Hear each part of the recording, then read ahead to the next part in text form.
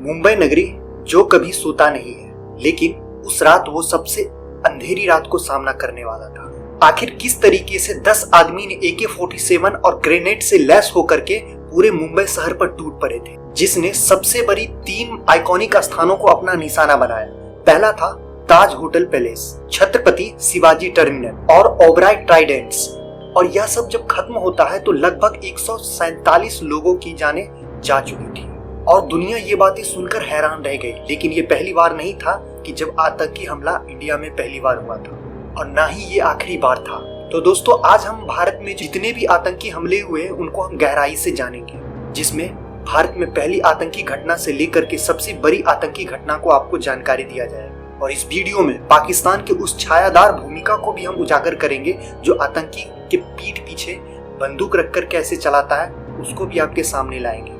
लेकिन आगे बढ़ने से पहले अभी जो इंडिया पाकिस्तान वॉर अपडेट है उसको हम आपको बता देते हैं, जिसमें पहला अपडेट ये है F-16 के 2 विमानों को भारतीय ने मार गिराया है और भारत के तरफ से इस्लामाबाद और कराची में भी कई तरीके के अटैक किए गए हैं जवाबी रिटेलिएट में।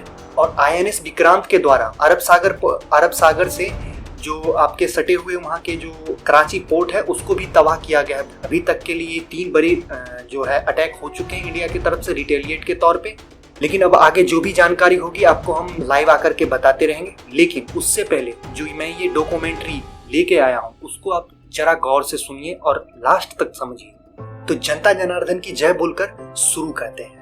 भारत में सबसे पहला आतंकी हमला 1984 में हुआ था, जब चेन्नई के मीनमबक्कम हवाई अड्डे पे एक बहुत बड़ा बम विस्फोट होता है और इस विस्फोट में लगभग 33 लोग मारे जाते हैं। लेकिन बाद में इस हमले का जो जिम्मेदारी था LTTE ने ले लिया था, जो एक श्रीलंकाई तमिल विभाजनवादी समूह था। और ये धमाका जो था भारत के लिए जागृत उसका एक बहुत बड़ा संकेत था, जहां से अब भारत के लिए आतंक के खिलाफ एक लंबे और खूनी जंग की शुरुआत होने वाली थी। इस हमले को आतंकवादी कृत्य क्यों नहीं माना जाता, क्योंकि यहाँ पे LTTE के द्वारा बाद में जो है स्वीकार कर लिया गया कि वो ये अटैक वो ये विस्फोट करवाए थे, लेकिन ये पहला आतंकी हमला नहीं माना जाता। इसीलिए मीनमबक्कम जो एयरपोर्ट पे अटैक हुआ था वहां पर भी ये आतंकवाद को ये क्या करता है, वैश्विक स्तर पर उजागर कर देता है। लेकिन भारत में सबसे पहले आतंकवाद की घटनाओं की अगर हम बात करें तो 1993 में जो बॉम्ब ब्लास्ट हुए थे, मुंबई बॉम्ब ब्लास्ट, जिसमें लगभग 257 लोग मारे गए थे। भारत में ये आतंकवादी हमला सबसे बड़ा और सबसे घातक भी माना जाता है। लेकिन इसके बाद जब 2008 में मुंबई में जब 9/11 अटैक किया जाता है तो उसमें लगभग 174 लोगों की जानें चली जाती है।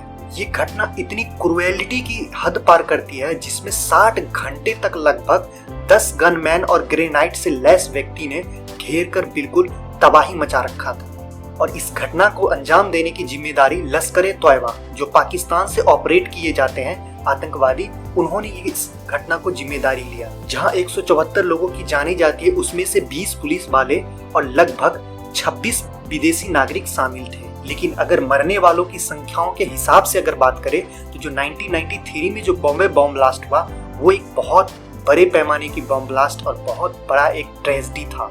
और इसके बाद एक और इम्पोर्टेंट आतंकी हमला जो इंडिया में हुआ था वो था पार्लियामेंट अटैक, जिसमें लगभग 9 लोग मारे गए थे और बहुत सारे अज्ञात लोगों की घायलों की भी सूची मिलती है। और इस घटना की जिम्मेदारी जैश ए मोहम्मद के द्वारा लिया जाता है। ये भी एक जो है पाकिस्तान ऑपरेटेड आतंकी संगठन था जो ISIS के द्वारा संचालित किया जा रहा था। लेकिन इन सारे हमलों के पीछे आखिर मेन जो एलिमिनी था इंडिया के लिए वो आखिर था कौन, तो वो था पाकिस्तान।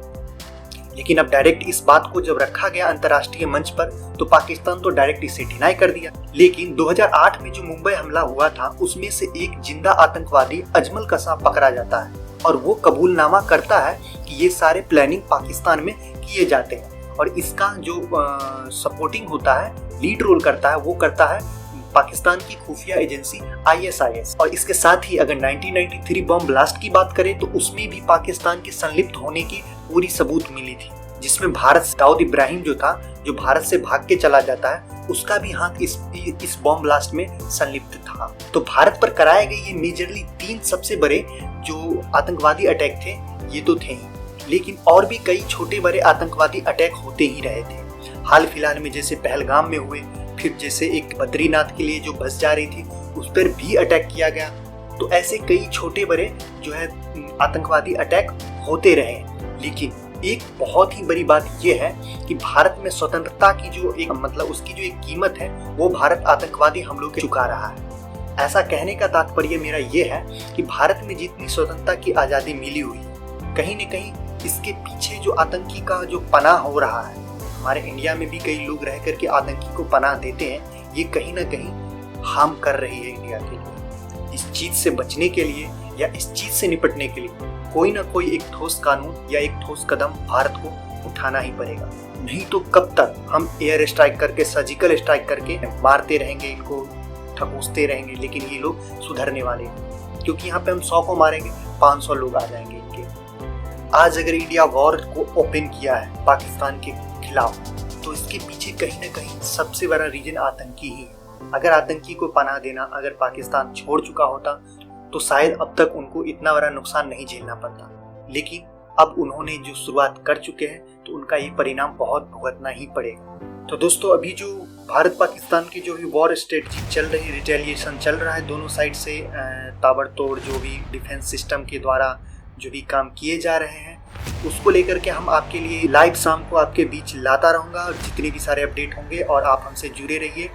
आपसे एक आग्रह ये है कि आप चैनल को सब्सक्राइब जरूर कीजिए, क्योंकि आप बहुत सारे मित्र जो हैं हमारे वीडियो देखते हैं लेकिन सब्सक्राइब नहीं करते हैं, तो जिससे ये होता है कि थोड़ा सा पुश जो हमको मिलना चाहिए वो मिल नहीं पाता है। तो प्लीज़ सब्सक्राइब करके जरूर जाइएगा। हम आपको सबसे फास्ट जो है जितने भी अपडेट होंगे लेकर के आपके बीच आएंगे। तब तक के लिए जय हिंद।